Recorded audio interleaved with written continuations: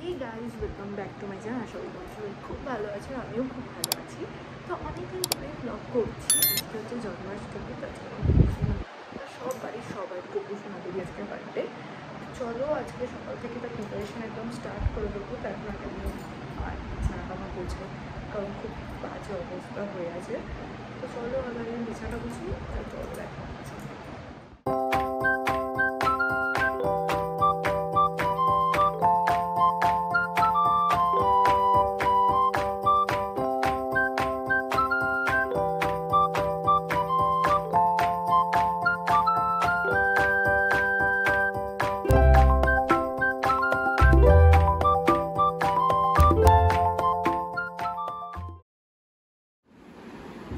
তো দেখো এখানে আমার বিছানা পুরো গোছানো হয়ে গেছে, তেমন কেউ আসবে না আজকে, তাও একটু সুন্দর আছে, একটু অকেশন একটু গুছানো। চলো জানলাগুলো খুলে দিই। আজকে কিন্তু সকালটা সত্যি খুবই সুন্দর, মানে কি সুন্দর রোদ উঠেছে। দেখো শরৎকালের আকাশ হয় পুরো সেরকম হচ্ছে। দুর্গা পুজো চলেই এসছে সামনে, তোমাদেরকেও দেখাই দাঁড়াও। শরতের রোদ ঝলমলে আকাশ তো তোমাদেরকে দেখিয়ে দিলাম। তো চলো এবারেও আমি একটু ফ্রেশ ট্রেশ হই, মানে আমরা স্নান টান করি, করে ঠাকুরের যেটা নিত্য পুজো সেটা আমি করে নিই, তারপরে বাকি করবো। আর আজকে যেহেতু আবার শনিবার আর শ্রাবণ মাসের শেষ সোমবার, তো সেই পুজো দেবো। তো চলো স্নানটা করে আসি। তো আমার স্নান একেবারে হয়ে গেছে, কিন্তু দেখে হয়তো মনে হয় আমি অনেকক্ষণ আগে স্নান করে আমার চুলো শুকিয়ে গেছে, যেহেতু পূর্ণিমা দিন এখনও গরম হচ্ছে, সেই জন্য আমি নিচে এখন ঠাকুর ওখানে যেতে পারিনি। তো চলো যাওয়া যায়, আমার নিচে দেখি করে। এটা হচ্ছে আমার গোপুসোনার সকালবেলার লুক। কেমন লাগছে অবশ্যই জানিও। জামাটা কিন্তু দিদা দিয়েছে, মানে আমার মা।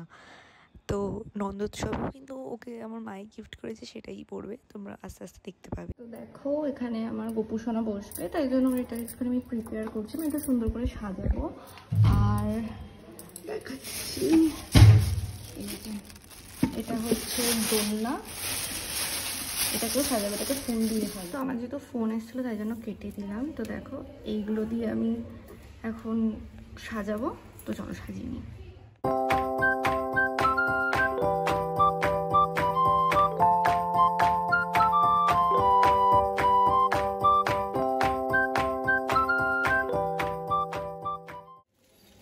তো কেমন লাগলো ডেকোরেশনটা জানিও, খুব একটা কিছু না, সিম্পল কিছুই করেছি।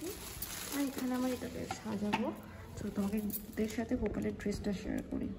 এটা হচ্ছে আমার গোপুসোনার জন্মাষ্টমীর ড্রেস, আর এর সাথে যে হাইকানেরগুলো পরবে সেটা হচ্ছে কন্ট্রাস্টে দেখাচ্ছি। যারাও এই যে ক্যামেরা, এটা কিন্তু অন্য কালার আছে, এটা রানি কালার, মানে ডার্ক হট পিঙ্ক। আর তার সাথে এই যে হারকানের, এই হাতের আর এটা কানের, তো এরকম ধরনের পরে না, তাই ও যেরকম পরে সেরকমটাই পরানো আছে।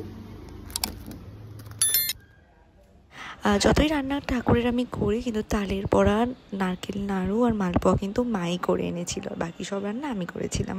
তো দেখো আমি এখানে রান্না করছি, আমার ফুটে শুধু দেখো আমার বেকার ইগনোর করো। দেখুন ঠাকুর রান্না করছে, ইগনোরটাকে তোমার আগে দেখো, স্বাভাবিক দেখাইনি, দেখবে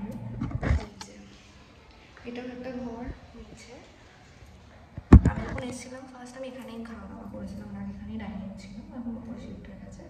চলো এখানে রান্নাটা করি, তারপর দেখা যাচ্ছে। তো দেখো এখানে আমার সব হয়ে গেছে। এখানে হচ্ছে আলু কেটে রেখেছি, আলুর দমে এখানে গাজর ভাজাভুজি কেটে রাখা আছে, এখানে ময়দা মেখে রাখা আছে। চলো এখন একটু আলুটা দিয়ে রান্না করি। তো দেখো এখানে আমি ভাজাভুজি করছি, এখানে আমার আলু ভাজা হয়ে গেছে। এখানে আমি ভাজি কাঁকরোল, তারপরে ভাজবো পটল, ঢেঁড়স, বেগুন। চলো করে নিই। তো দেখো 5 রকম ভাজাভুজি তো আমার হয়ে গেছে। এখন আমার বসাচ্ছি হচ্ছে আলুর দম। এখানে মশলাটা কষাচ্ছি, আলু ভেজে রেখে দিয়েছি। চলো করে নিই। এখন শুধু বাকি হচ্ছে লুচি আর শিবন, এই দুটো করলেই ব্যাস।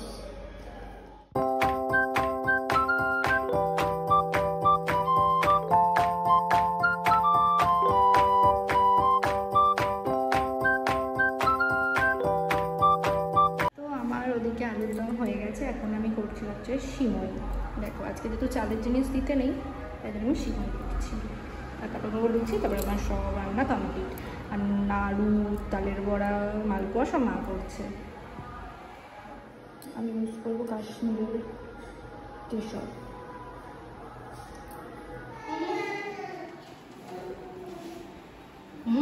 সেজে আছে।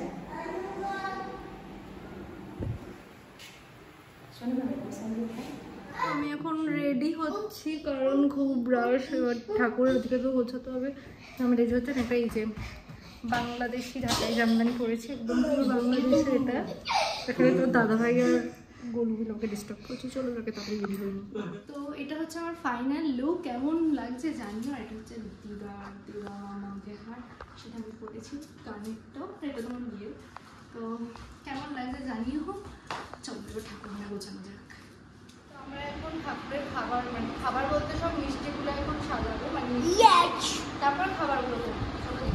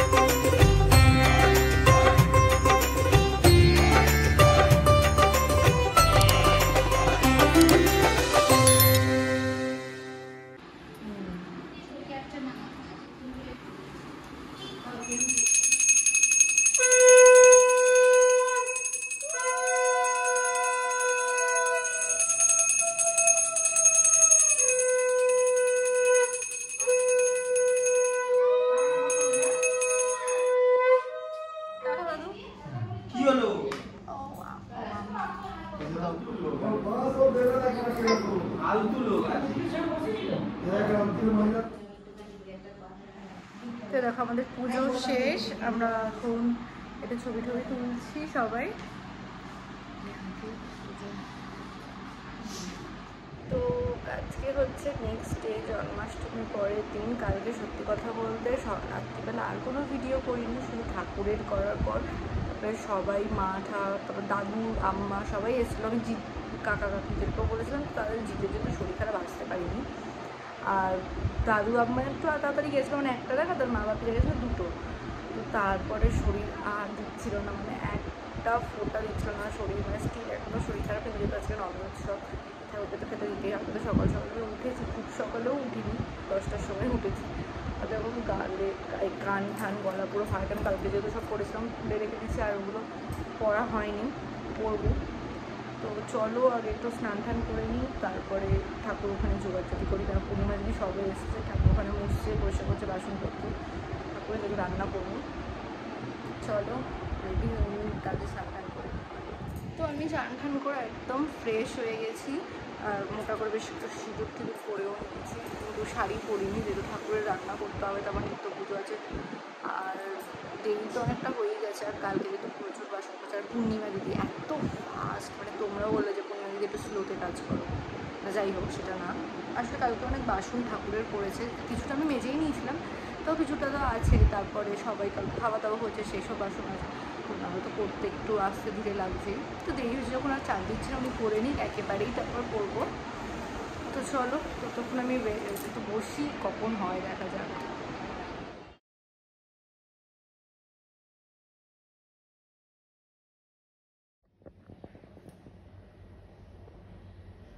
সকাল থেকে তো আমি যা ব্লগ করেছি, কিছু রান্না আমি সেভাবে কিছু দেখাতে পারছি না। এখানে এখন হচ্ছে খিচুড়ি, আর ওখানে 5 রকম ভাজা হয়ে গেছে। এখানে চাটনির জন্য আম কেটে রেখেছি, আর পায়েসটা এখানে বসাবো। তো এটাই হচ্ছে আজকের ডিশ ঠাকুরের।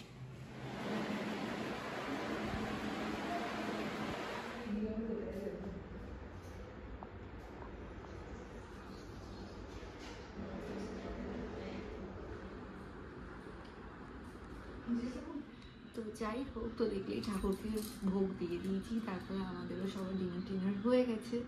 তো কেমন লাগলো আমার জন্মাষ্টমীর ব্লগটা অবশ্যই তোমরা কমেন্ট করে জানিও, আর যদি ভালো লেগে থাকে তো অবশ্যই লাইক শেয়ার সাবস্ক্রাইব করে দিও। আর চলো আজকের মতো টাটা।